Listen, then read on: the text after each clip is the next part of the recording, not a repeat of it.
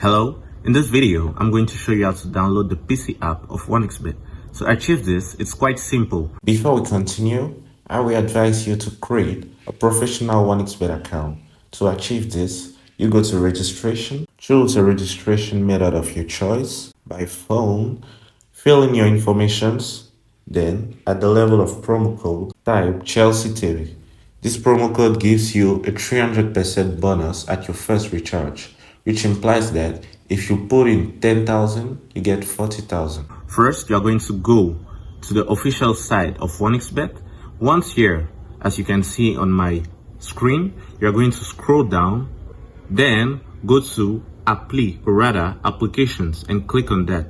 Once that is done, you are going to go to Voir les applications, or rather See Applications in English. Then you are going to choose the type of application you want, depending on the system you're using. It may be Windows or Linux. In my case, I use Linux, so I'll download a Linux app. So once here, I'm going to download the Linux app from 1xBet.